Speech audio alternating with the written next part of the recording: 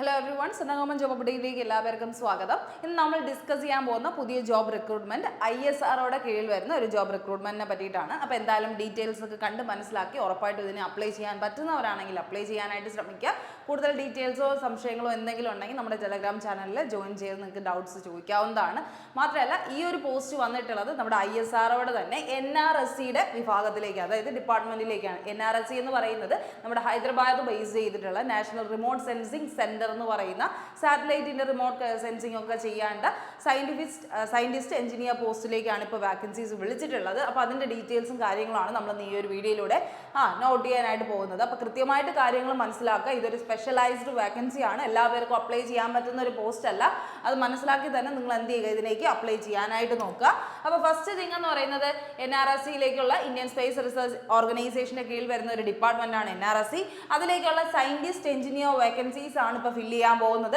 31 vacancies ആണ് ക്ഷണിച്ചിട്ടുള്ളത്. കാരണം എന്തുകൊണ്ടാണ്, സ്പെഷ്യലൈസേഷൻ എന്ന് പറയുന്ന ഒരു കാറ്റഗറിയിൽ നിന്ന് വിളിച്ചത് കൊണ്ടാണ് അത്രയും വേക്കൻസീസ് അവർ എന്ത് ചെയ്തിരിക്കുന്നത്, അനൗൺസ് ചെയ്തിരിക്കുന്നത് കേട്ടോ. അപ്പോൾ രജിസ്ട്രേഷൻ ഡേറ്റ് വരുന്നത് 10th to 13th May ആണ്. 30 മെയ് വരെ നിങ്ങൾക്ക് സമയമുണ്ട് കേട്ടോ. 30 മെയ് വരെ സമയമുണ്ട്. കൃത്യമായിട്ട് ആലോചിച്ച് മനസ്സിലാക്കിയിട്ട് മാത്രം അപ്ലൈ ചെയ്യുക. സെലക്ഷൻ പ്രോസസ്സ് വരുന്നത് ആകെ 2 സ്റ്റേജസ് ആണുള്ളത്. ഒന്ന് റിട്ടൺ എക്സാമിനേഷനും അതുപോലെ തന്നെ എന്തുവാണ്, ഇന്റർവ്യൂ ആണ് വരുന്നത്. ആകെ നമുക്ക് വരുന്നത് ഒരു റിട്ടൺ എക്സാമിനേഷനും അതുപോലെ ഇന്റർവ്യൂ എന്ന് പറയുന്ന ഈ ഒരു 2 സ്റ്റേജ് ആണ് ഇതിലേക്ക് വരുന്നത്. സാലറി കണ്ടാൽ തന്നെ നിങ്ങൾ മനസ്സിലാക്കണം, 56,000 നിന്ന് തുടങ്ങി ഏകദേശം 1,77,000 വരെ കിട്ടുന്ന സാലറി പാക്കേജ്.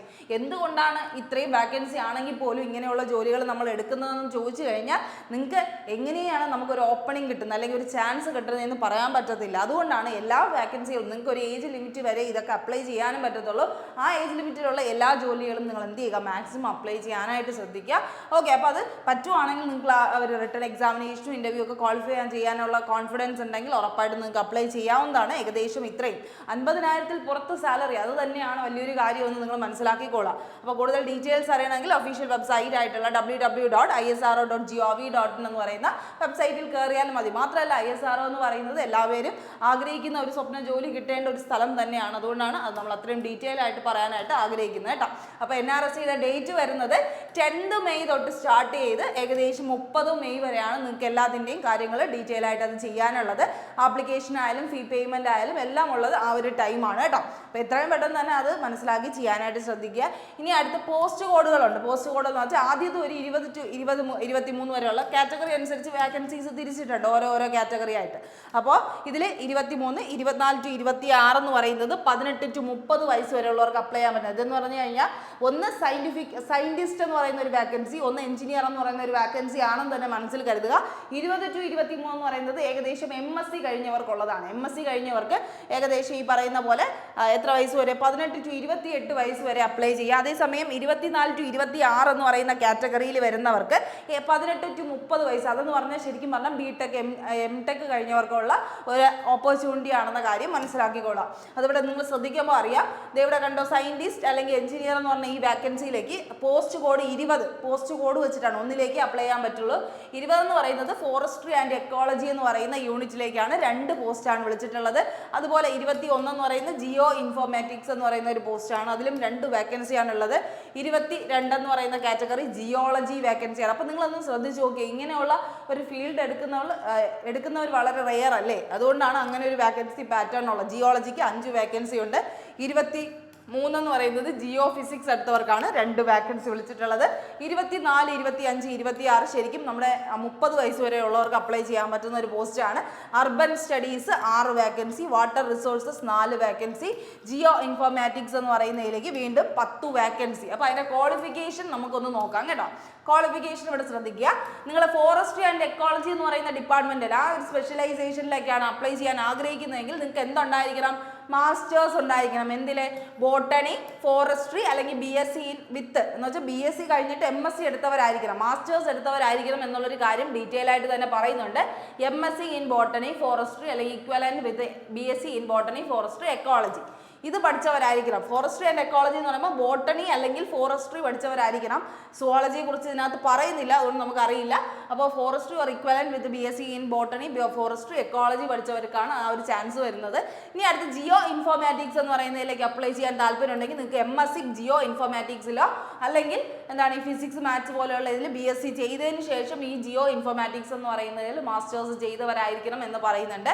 അതുപോലെ ജിയോളജി MSc ഇൻ ജിയോളജി അല്ലെങ്കിൽ അപ്ലൈഡ് ജിയോളജി പഠിച്ചവരായിരിക്കണം. BSc കഴിഞ്ഞിട്ട് MSc ജിയോളജി എടുത്തവരായിരിക്കണം എന്നുള്ളൊരു കാര്യം കൃത്യമായി തന്നെ മനസ്സിലാക്കിക്കോളുക കേട്ടോ.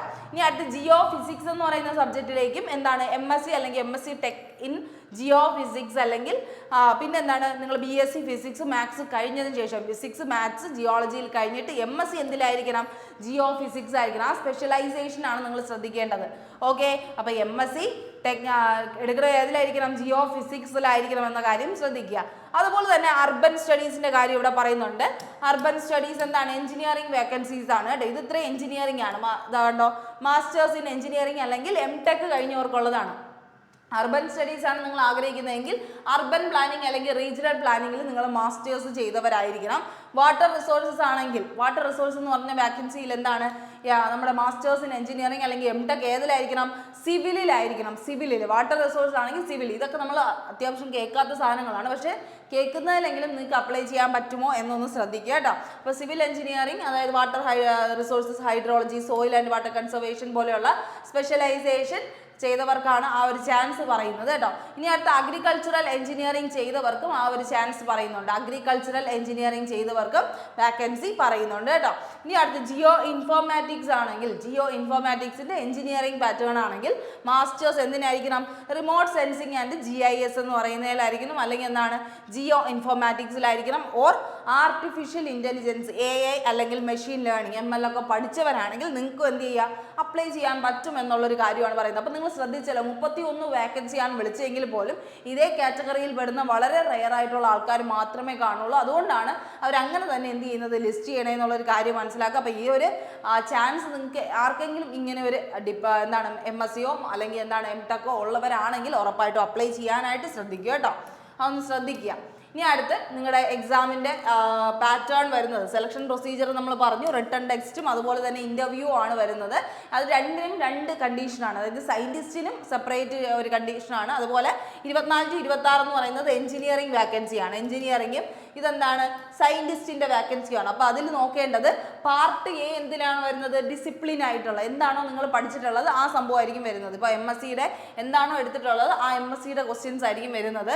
അതുപോലെ ആപ്റ്റിറ്റ്യൂഡ് അല്ലെങ്കിൽ എബിലിറ്റി ടെസ്റ്റ്, അത് നമ്മുടെ നോർമൽ സോൾവിങ് ടെസ്റ്റുകളാണ് വരുന്നത്. അതായത് റീസണിങ് പോലെയുള്ള എബിലിറ്റി ടെസ്റ്റ് ആണ് വരുന്നത്.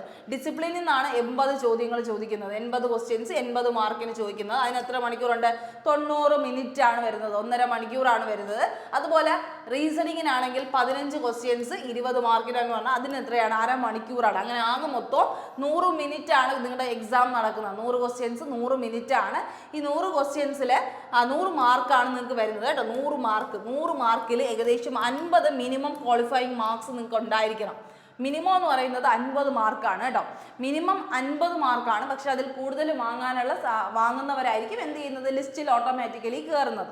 ഓക്കെ, അതൊന്ന് ശ്രദ്ധിക്കുക.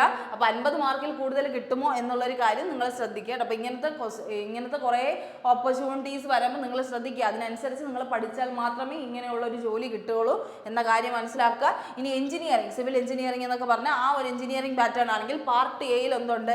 നിങ്ങളുടെ ഡിസിപ്ലിൻ സിവിൽ എഞ്ചിനീയറിംഗ് റിലേറ്റഡ് ആയിട്ടുള്ള ക്വസ്റ്റ്യൻസ് ഉണ്ട്. പാർട്ട് B എന്ന് പറയുന്നത് നിങ്ങളുടെ റീസണിങ് ക്വസ്റ്റ്യൻസ് ഉണ്ട്. അത് കഴിഞ്ഞിട്ട് ഒരു ഡിസ്ക്രിപ്റ്റീവ് ക്വസ്റ്റ്യൻസ് ഉണ്ട്. ബാക്കിയെല്ലാം സെയിം തന്നെയാണ്, പക്ഷെ പിന്നെ വരുന്ന ഒരു ഡിസ്ക്രിപ്റ്റീവ്. നിങ്ങൾക്ക് കുറച്ച് ക്വസ്റ്റ്യൻസ് തരും. അത് നിങ്ങൾ എന്താണ് essay മാതിരി എന്ന് വെച്ചാൽ ഒരു സ്റ്റേറ്റ്മെൻറ്റ് രീതിയിൽ എഴുതി കൊടുക്കണം. അത് എത്രയാണ്? 20 മാർക്കിനാണ്. ഓക്കെ, അപ്പോൾ അതൊന്ന് ശ്രദ്ധിക്കണം. ഇതും എത്രയാണ്? 100 ക്വസ്റ്റ്യൻസ് 100 മാർക്കിലാണ് ഇതും വരുന്നത്.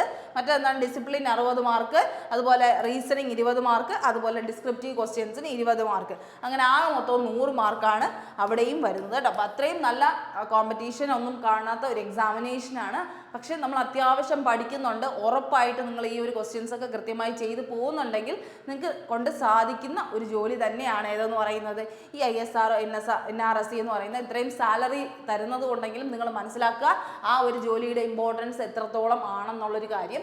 അപ്പോൾ അതൊന്ന് ശ്രദ്ധിക്കുക. ആപ്ലിക്കേഷൻ ഫീസ് വരുന്നത് ഇവിടെ ശ്രദ്ധിച്ചറിയും ആപ്ലിക്കേഷൻ ഫീസ് വരുന്നത് ഇനിഷ്യലി എല്ലാ കാൻഡിഡേറ്റ്സും ഇനിഷ്യലി 750 രൂപ കൊടുക്കണം, 750 രൂപ അടയ്ക്കണം, ഫീസ് അടയ്ക്കണം. പക്ഷേ ഇതെന്ത് കിട്ടും, നിങ്ങൾ എക്സാം എഴുതി കഴിഞ്ഞാൽ ഫുള്ളും റീഫണ്ടായി കിട്ടും. ആർക്കാണ്? വിമൺ കാൻഡിഡേറ്റ്സിന്, SC ST കാൻഡിഡേറ്റ്സിന്, PWD ആൻഡ് എക്സ് സർവീസ്മാൻ കാൻഡിഡേറ്റ്സിന് ഈ ഒരു പറയുന്ന 750 തിരിച്ചു തരും. അതേസമയം നമ്മുടെ ബാക്കി കാൻഡിഡേറ്റ്സ് ഉണ്ടല്ലോ, OBC, EWS, ജനറൽ കാൻഡിഡേറ്റ്സ്, ഇവർക്കൊക്കെ 500 രൂപ തിരിച്ചു കിട്ടും. 250 രൂപ അവരുടെ ചാർജ് ആയിട്ട് എടുക്കും കേട്ടോ.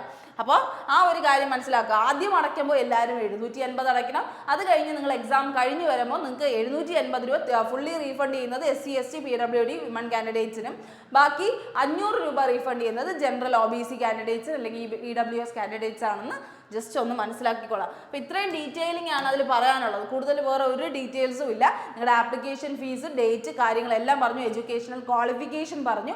ഈ ക്വാളിഫിക്കേഷനൊക്കെ മനസ്സിലായി ഉറപ്പായിട്ടും അപ്ലൈ ചെയ്യാൻ പറ്റുന്നവരാണെങ്കിൽ അപ്ലൈ ചെയ്യാനായിട്ട് ശ്രദ്ധിക്കുക കേട്ടോ. കാരണം നിങ്ങൾക്ക് ഈ ഒരു ചാൻസസ് എന്ന് പറഞ്ഞാൽ നമ്മൾ എത്രയും ബെസ്റ്റായിട്ട് ഒരു ജോലി മേടിക്കുക എന്ന് പറയുന്നത് നമ്മുടെ അത്രയും വലിയ സ്വപ്നമാണെങ്കിൽ എങ്ങനെയും ഏതെങ്കിലും ഒരു ജോലി കയറി പറ്റുകയെന്നാണ് നമ്മൾ നോക്കേണ്ടത്. അതും അത്യാവശ്യം നല്ല സാലറിയാണ്, അത്യാവശ്യം നല്ലൊരു ഡിപ്പാർട്ട്മെൻറ്റിലാണ് ജോലി കിട്ടുന്നതെങ്കിൽ അതിനേക്കാൾ വലിയൊരു സേഫ്റ്റി നമുക്ക് വേറൊന്നും ഇല്ല. അപ്പോൾ അതൊക്കെ ശ്രദ്ധിച്ച് മനസ്സിലാക്കി നിങ്ങൾ അപ്ലൈ ചെയ്യാൻ താല്പര്യമുണ്ടെങ്കിൽ ഉറപ്പായിട്ടും അപ്ലൈ ചെയ്യുക. കൂടുതൽ ഡീറ്റെയിൽസ് എന്തെങ്കിലും കാര്യങ്ങൾ അറിയുന്നെങ്കിൽ നിങ്ങൾക്ക് എന്ത് ചെയ്യാം, ടെലഗ്രാമിൽ ജോയിൻ ചെയ്ത് ചോദിക്കാവുന്നതാണ് കേട്ടോ. അപ്പോൾ അത്രയും കാര്യങ്ങളാണ് നമ്മളിന്ന് ഡീറ്റെയിൽ ചെയ്യാനായിട്ട് ഉദ്ദേശിക്കുന്നത്. അപ്പോൾ എല്ലാവർക്കും നല്ലൊരു ദിവസം ആശംസിക്കുന്നു. താങ്ക്